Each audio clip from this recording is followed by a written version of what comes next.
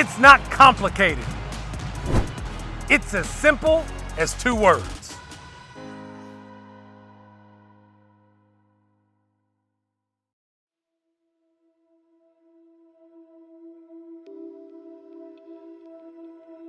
All right, here we go. I got 2 words for you today.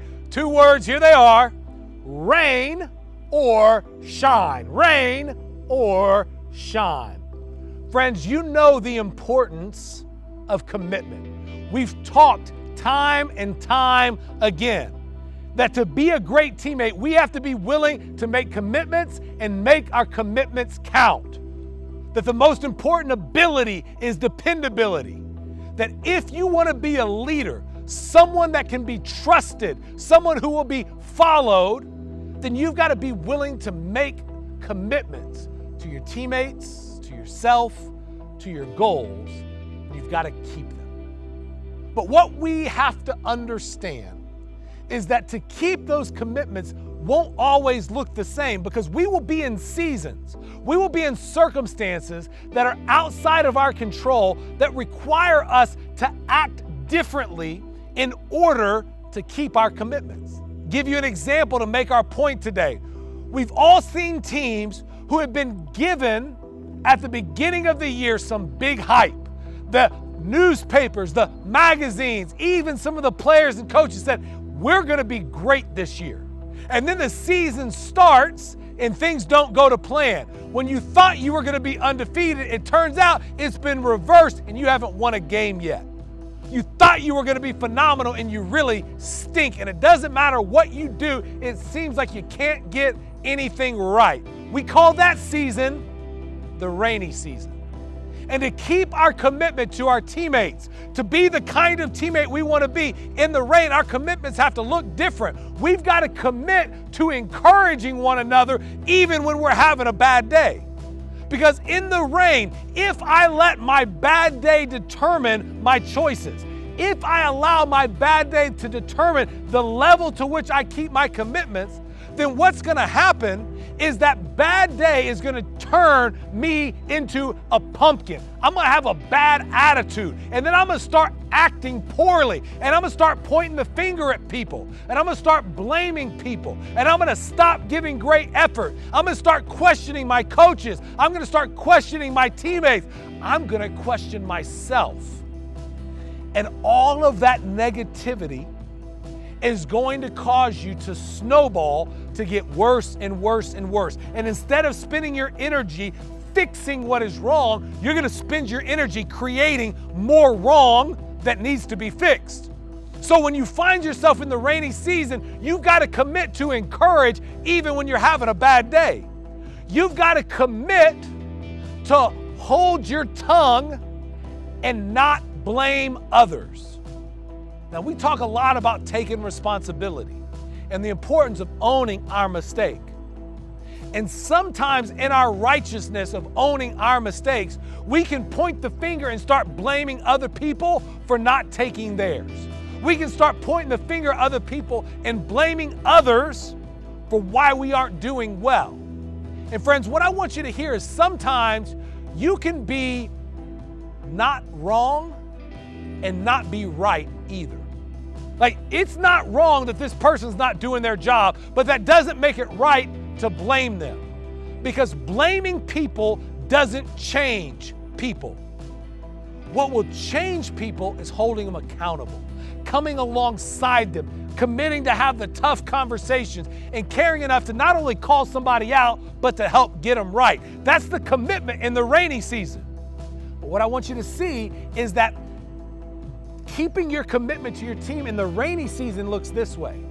But it's altogether different when you're in the sunshiny season. When it's shining, baby, when you're 6-0, when you're undefeated, when you're not gonna play anybody hard until the second, third round of playoffs, the commitment to your teammate looks entirely different.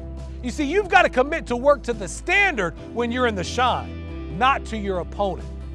How easy is it to let your ego and pride get puffed up because you won by 60 without realizing that you played a bunch of glorified third graders? How easy is it to let the ego puff up when you're dominating opponents when those opponents have no business being on the field with you? To commit to your teammates in the sunshine is to commit to work to the standard, not the level of your opponents.